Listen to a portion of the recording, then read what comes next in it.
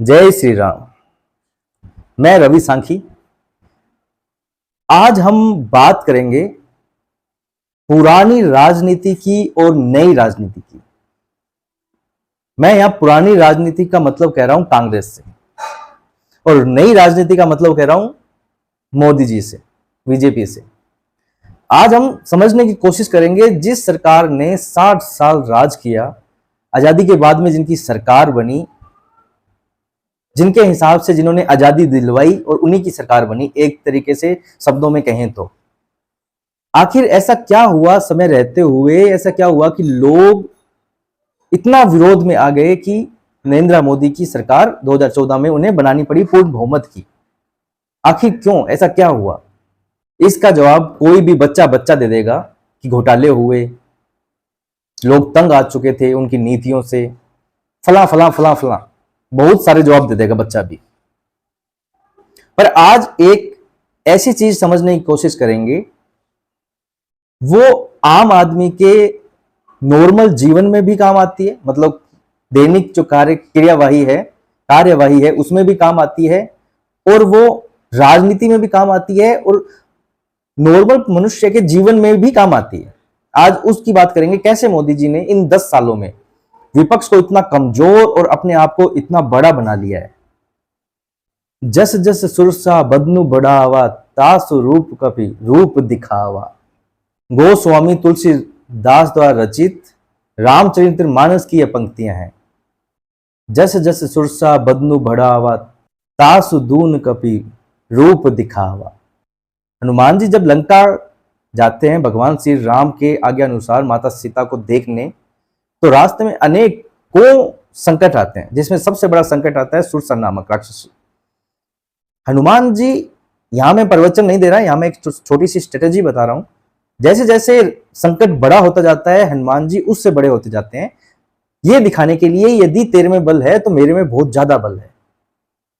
Last में ये मतलब ये चलता रहता है, वो बड़ी हनुमान जी बड़े, वो बड़ी हनुमान जी बड़े, मतलब संकट बड़ा और इधर कॉन्फिडेंस, ना हारने की एक ललक, जीतने की एक आग, दोनों में कंपटीशन चलता रहता है। इतने में हनुमान जी ये सोचते हैं कि ये चलता रहेगा, इतना समय नहीं है मेरे पास में, ये रिलेट करते हैं हम जीवन से, ये चलता रहेगा, इतना समय नहीं है, बहुत काम करने हैं। तो यहां हनुमान जी बुद्धि का परिचय देते हैं। हनुमान जी छोटे होके सुरसा के मुंह में जाके वापस आ जाते हैं और कहते हैं कि माता मैं जीत गया, जैसा अपनी बात हुई थी उस हिसाब से मैं जीत गया, और वो उन्हें हरा देते हैं। यहां कूटनीति भी है, राजनीति भी है। वही मोदी जी ने विपक्ष के साथ में किया। मोदी जी ने अपना कद इतना बड़ा कर लिया कि विपक्ष को ना चाहते हुए भी, मतलब एक तरीके से हार माननी ही पड़ी। अब बस वो मीडिया में ये नहीं बोल रहे हैं कि हमने हार मान ली है, पर वो बस मान चुके हैं। इसका लेटेस्ट उदाहरण है अमेठी रायबरेली। 3 तारीख 3 बजे तक अमेठी के नामांकन थे। 2 तारीख तक रात के 12 बजे तक कोई भी कुछ नहीं था कि कौन कहां से लड़ेगा, फिक्स नहीं था कहीं भी। सुबह 7 बजे 3 तारीख को सुबह 7 बजे राहुल गांधी अमेठी से नहीं, रायबरेली से नामांकन अपना भरते हैं। क्यों? कार्यकर्ताओं की मांग और पूरे देश में जो कांग्रेस के समर्थक हैं उनकी मांग अमेठी की थी कि राहुल गांधी अमेठी से लड़े, पर वो लड़े रायबरेली से। सोनिया गांधी जी पहले ही वहां से मतलब कह चुके हैं कि मैं यहां से नहीं लड़ूंगी। राजस्थान से राज्यसभा में गए हैं, वो संसद गए हैं। प्रियंका गांधी मना कर दिया है लड़ने के लिए, या जैसे भी उनकी टीम बताती है कि वो अभी प्रचार में बहुत बिजी है इसलिए नहीं लड़ रहे हैं। कुछ नहीं बोलेंगे अपने इस टॉपिक पे, सबको पता है। अब बच्चे राहुल गांधी जी। राहुल गांधी जी रायबरेली से चुनाव लड़ रहे हैं, अमेठी से नहीं। यहां समझने की कोशिश कीजिए कि आखिर ऐसा क्या हो गया है इन सिर्फ 10 सालों में, क्योंकि उससे पहले तो ये गढ़ हुआ करते थे कांग्रेस के, रायबरेली अमेठी। आजादी के बाद के ही गढ़ रहे हैं ये। कांग्रेस के शीर्ष नेताओं में कोई न कोई यहां चुनाव लड़ता रहा है और जीतता रहा है। एक बार इंदिरा गांधी जरूर हारे थे शायद 1978 में, पर 1982 में वापस चुनाव लड़कर वो जीते हैं, भागे नहीं है मतलब। पर अब की बार हालत ऐसी है कांग्रेस की, भाग रहे हैं, डर रहे हैं चुनाव लड़ने से शीर्ष नेता, कार्यकर्ता नहीं, शीर्ष नेता। अब हम समझने की कोशिश करेंगे आखिर क्यों। आखिर ऐसा क्या बदलाव किया है मोदी जी ने? जनता वही है, वैसे ही जनता का दिमाग चलता है जैसे पहले चलता था। यदि नहीं चलता तो क्यों बीजेपी स्टेट खो रही? यदि ऐसा कहा जाए कि बीजेपी की समर्थक जनता बहुत बड़े लेवल पे है, तो क्यों स्टेट कई हारे हैं बीजेपी ने चुनावों में? कर्नाटक लेटेस्ट हारा, हिमाचल प्रदेश हारा, क्यों? और ये कहें कि लहर है ही नहीं बीजेपी की, तो ये तो कह ही नहीं सकते, ये तो कोई नहीं कह सकता।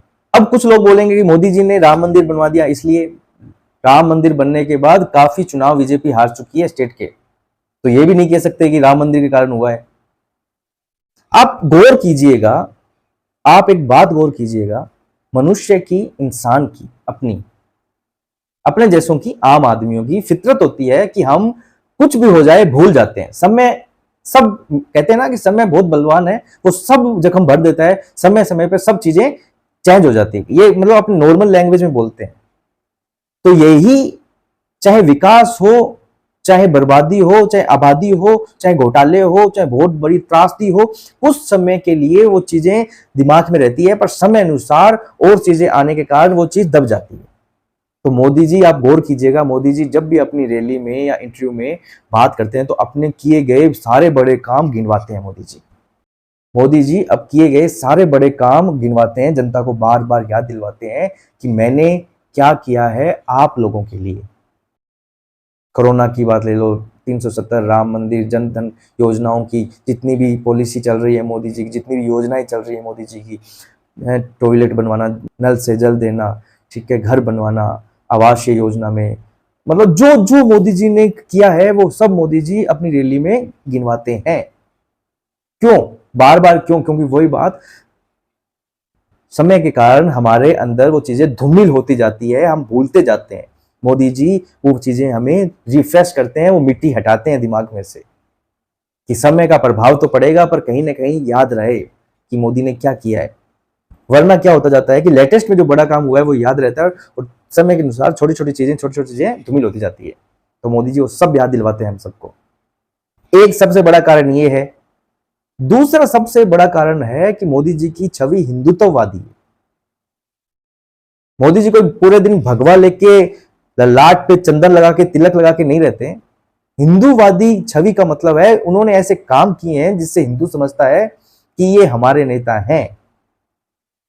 आज के जो बच्चे हैं जिनको मोदी जी के बारे में मान लीजिए नहीं पता, मोदी जी उन्होंने पीएम के रूप में ही देखा है और एक बहुत बड़े नेता के रूप में देखा है, वो मोदी जी की इन रणनीतियों के कारण खुश हैं और उन्हें अपना आइडल मान रहे हैं। और 2014 में ऐसा क्या हुआ कि पूरे देश ने मांग की थी कि मोदी जी प्रधानमंत्री बनने चाहिए। उस समय मोदी जी का व्यक्तित्व 2000 में जो गुजरात के मुख्यमंत्री बने थे, उसके बाद कंटिन्यू मुख्यमंत्री और गुजरात को एक लेवल तक वो लेके गए थे। उनकी वो रणनीति, उनकी वो पॉलिसी काम आई। उनका जो हिंदुत्ववादी चेहरा है वो 2002 में जो गुजरात दंगे हुए थे, गोधरा कांड हुआ था, उसमें वो उभर के बाहर आए।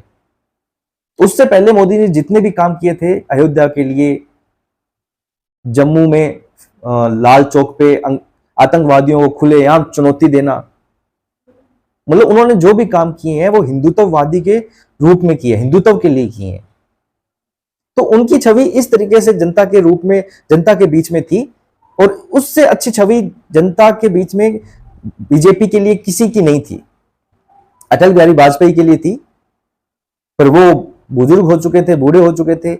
लाल कृष्ण आडवाणी के लिए इमेज जनता के बीच में अच्छी थी, पर वो जनता नहीं चाहती थी कि ये प्रधानमंत्री बने।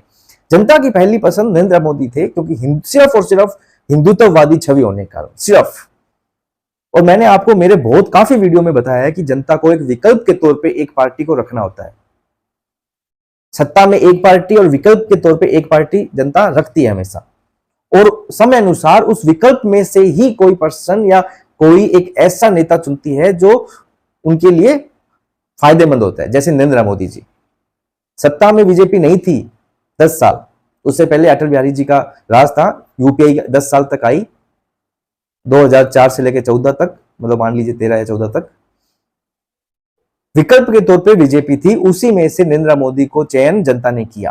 लगते हैं कि ऐसा कांग्रेस में क्या हुआ है इन 10 सालों में जो कांग्रेस इतनी डर गई है या फिर जनता का इतना विश्वास खो दिया है। तो सबसे पहले तो वही हिंदुत्व वाली बात कि कांग्रेस में श्रेष्ठ नेताओं में ऐसा कोई नेता नहीं है जो हिंदुत्व के लिए बात कर रहा हो। वो सब अपनी वोट बैंक की लालच में हिंदुत्व से छिटक रहे हैं। आपको याद होगा पिछले चुनावों में इन लोगों ने काफी मतलब सांग और ढोंग ही कहेंगे, सांग और ढोंग ही कहूंगा मैं तो इन्हें, क्योंकि जो मंदिर जाता है, जो भगवान प्रभु श्री राम का नाम लेता है, वो कंटिन्यू लेता है और उसकी आस्था पता चलती है। और जो लोग मतलब छदम भेष में मंदिर जाते हैं उनका भी पता चलता है कि ये सिर्फ और सिर्फ रावण के रूप में अभी इन्होंने भगवा लिया है और जैसे ही इन्हें मौका मिलेगा ये भगवा उतार के फेंकेंगे। पिछले चुनावों में गौर किया होगा, हर बड़ा नेता विपक्ष का मंदिर जा रहा था भगवा ले लेके। अब की बार ऐसा नहीं देखने को मिला है। क्यों नहीं मिला है? क्योंकि पिछली बार उन्होंने अपना वोट बैंक खो दिया था। तो अब की बार वो चाहते हैं कि खोने का मतलब ऐसा नहीं है कि उनका वोट बैंक कहीं और चला गया था। बीजेपी को मुसलमान वोट नहीं देता, ना पहले देता था ना आज देता है। हाँ, आज सिचुएशन इतनी सी चेंज है सिर्फ कि जो समझ चुका है वो घर पर रहेगा, वोट नहीं देगा, ठीक है, पर यदि वो वोट देने गया तो बीजेपी को नहीं देगा। अब उन्हें पता है कि ये जो कर रहे हैं कांग्रेस जो कर रही है, उन्होंने यूज लिया है इनका, उन्होंने कभी इनको फायदा नहीं पहुंचाया है और ये वोट हमेशा उन्हें देते आए हैं। तो अब ये बात इन्हें समझ में आ रही है। तो ये अब हो सकता है कोई पर्सन वोट ना दे, वो घर पे रहे कि यार वोट नहीं दूंगा चलो, तो इतना जरूर फर्क आ सकता है, पर वोट बीजेपी को नहीं मिलते हैं। तो ये चाहते हैं कि हम एक हिंदू पक्ष, यदि एक बड़ा हिंदू पक्ष का भाग यदि मोदी जी के साथ है, तो ये चाहते हैं कि एक बहुत बड़ा वर्ग अल्पसंख्यक का वोट बैंक का इनके पास में, कांग्रेस के पास में रहे। तो उसके चक्कर में आपकी बारी इन्होंने मंदिर भी छोड़ दिए और जहां तक मुझे लगता है ये इन्होंने बहुत बड़ी गलती की है। बताता हूं कैसे। कोई भी उम्मीद जगाना, कोई भी एक परसेप्शन बनाना दिमाग में जनता के, रात की बात नहीं होती, इसमें कुछ समय लगता है। अब इनके राजनीतिकार सलाहकार कौन है वो मुझे नहीं पता और किस लेवल की इन्हें सलाह देते हैं ये भी मुझे नहीं समझ में आया, क्यों देते हैं और वो सुन क्यों रहे हैं। उनका असर ना होते हुए भी फिर भी वो सुन रहे हैं। मुझे लगता है कि राहुल गांधी, यदि मैं एक नॉर्मल एक बात बता रहा हूं, नॉर्मल ये मेरी सोच है सिर्फ, कांग्रेस के सबसे बड़े नेता राहुल गांधी, उन्होंने देख लिया कि मेरा व्यक्तित्व इतना प्रभावी नहीं है कि जितना मेरे पुराने जो नेता थे या परिवार के थे, और मैं इस रणनीति में कि सेक्युलर रणनीति में आप भी मेरे इसमें रहा और मंदिर नहीं जाना और एक दिखावा करना, इसमें रणनीति में रहा तो मेरे कोई फायदा नहीं हुआ है और मैं चुनाव हारता है। तो क्यों ना उन्हें थोड़ा चेंज होना चाहिए था।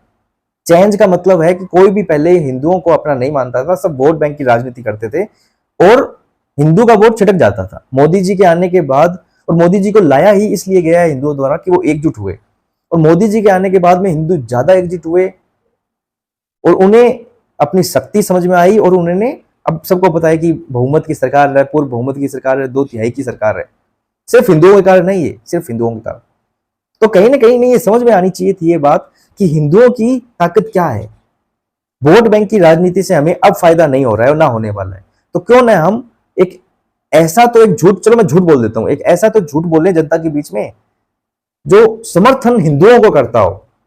कि कैसे? कि भाई मैं आज से हिंदुओं के लिए काम करूंगा। अब झूठ भी कैसे दिखाया जाता है? नित दिन मंदिर जाना, मंदिर जाके एक जनता में एक चीज दिखाने की मैं मंदिर जा रहा हूं। देश के बड़े, ये आपने जो न्याय यात्रा निकाली थी, पैदल चले थे, इससे अच्छा राहुल गांधी ये कर सकते थे कि पूरे देश के जो मंदिर हैं, छोटे मंदिर, बड़े मंदिर, उनमें कुछ या तो ये सफाई अभियान या दर्शन अभियान या प्रसाद अभियान, कुछ भी ऐसा यूनिक करते जिससे जनता कनेक्ट होती, हिंदू कनेक्ट होता। न्याय यात्रा में सिर्फ वो लोग कनेक्ट हुए हैं जिनको कांग्रेस अच्छी लगती है, और कांग्रेस जिनको अच्छी लगती है उनको एक बहुत बड़ा भाग है हिंदुओं का, वो अच्छे नहीं लगते, हिंदू उन्हें पसंद नहीं करता है। बहुत सच्चाई है ये। यदि झूठ भी बुनाना था तो उसके लिए भी इस तरीके से कि मैं मंदिर जा रहा हूं और अब एक न्याय यात्रा की जगह हिंदू मंदिर यात्रा या सफाई यात्रा, मंदिरों की सफाई यात्रा, कुछ भी, जब आपने सोच लिया है कि आपको चलना है तो क्यों ना इस लेवल पे जिससे हिंदुओं को लगे कि हाँ राहुल गांधी जी बदल रहे हैं। और मैं ये कहता हूं कि इसका फायदा बहुत ज्यादा होता है या ना होता, पर मैं इस बात की श्योरिटी ले रहा हूं कि आज जो स्थिति है कांग्रेस की वो नहीं होती। राहुल गांधी के अकेले के कारण कांग्रेस खड़ी हो जाती। जैसे पूरी बीजेपी में मोदी जी का नाम चलता है, वैसे ही कांग्रेस में राहुल गांधी जी का सिक्का चलता, वैसे चलता है, अभी भी चलता है, पर मैं वो उस लेवल में नहीं कह रहा। मैं कह रहा हूं जनता के बीच में धरातल में बातें होती कि हाँ राहुल गांधी जी कर तो रहे हैं। जब भी आप कहीं चुनाव हारो तो उस समय जनता से दो बातें पूछो कि मैंने कुछ गलतियां की है पर सजेशन दो मैं और क्या करूं। उनमें से कुछ 15-20 प्रेस कॉन्फ्रेंस करो तो उनके वो जो जवाब है, सॉल्यूशन है, उनकी जिक्र करो कि मेरे को हिंदू भाइयों ने ये कहा है। हाँ, उसमें वोट बैंक की राजनीति भी करो, ठीक है, जैसे सब करते हैं वो भी करो, पर हिंदुओं को आपको लग गया कि हिंदू ही जिता रहा है चुनाव, तो क्यों ना हिंदुओं के लिए ये मैं बातें वो बता रहा हूं। मेरा ये वीडियो कहीं अदरवाइज मत ले लेना। मैं ये नहीं कह रहा हूं कि कांग्रेस को मैं चाहता हूं कि खड़ी हो कांग्रेस, बस मैं इतना चाहता हूं कि इनके राजनीति के सलाहकार कौन हैं जो इनको सलाह अलग तरीके से दे रहे हैं। क्या ये नहीं कर सकते थे राहुल गांधी? और मैं श्योरिटी लेता हूं ये करते तो आज हालात बहुत अलग होते। आज उन्हें वायनाड से डर ना होता, आज उन्हें अमेठी छोड़ना ना होता, और आज उन्हें एक सेफ सीट जो रायबरेली उन्होंने खोजी है वो भी फिक्स नहीं जीत पाएंगे कि नहीं जीत पाएंगे। 80% चांस तो नहीं है जीतने के, क्योंकि सोनिया जी कुछ सोच समझ के ही चुनाव नहीं लड़ रहे हैं। वहां 2014 में जो जीत का मार्जिन था वो 3.5 लाख था। 2019 में जीत का मार्जिन सिर्फ 2 लाख 1.5 लाख था, 1.5 से 2 लाख था, सिर्फ इतना कम आ चुका था। और अब की बार सिचुएशन बहुत ही चेंज है। पिछली बार तो मोहन चांडक जो सपा के विधायक हैं वो भी थे इनकी हेल्प में, अब की बार तो वो भी बीजेपी में आ गए। उनका वट बहुत शानदार है धरातल पे, वो भी बीजेपी में आ चुके हैं कल। तो ये भी श्योरिटी नहीं है कि वो सीट जीतेंगे। पर यदि झूठ भी बुनाना होता है इंसान को तो उसके लिए कुछ रणनीति लगती है। और हाँ, इतना मैं श्योर हूं यदि राहुल गांधी जी ये करते तो धीरे धीरे उनका हृदय परिवर्तन होता हिंदुओं के लिए, और सच में वो एक कहते हैं ना कि एक अच्छा नेता, रियल नेता वो उभरते बनते। पर ठीक है, अपना विवेक, अपनी बुद्धि और एक तरीके से ये अच्छा ही है हिंदुओं के लिए, बीजेपी के लिए। यदि इनमें इतनी सद्बुद्धि आ जाएगी, इतना ज्ञान आ जाएगा, तो राजनीति का रोड मैप बदल जाएगा, एक सिचुएशन बदल जाएगी। और आज जहां हम 400 पार की बातें कर पा रहे हैं बहुत अच्छे तरीके से, कॉन्फिडेंस से, वो नहीं हो पाएगा। तो एक तरीके से जो राम करते हैं वो अच्छा ही करते हैं, और ये अच्छा ही है। बस मेरा बताने का मतलब ये था कि इनके जो सलाहकार हैं, राजनीतिकार हैं, उनकी सलाह ऐसी है जो बर्बाद को और बर्बाद करेगी और आबाद को भी बर्बाद करेगी। तो आज का टॉपिक हम यहीं समाप्त करते हैं। कल मिलेंगे किसी नए टॉपिक के साथ, तब तक के लिए जय श्री राम।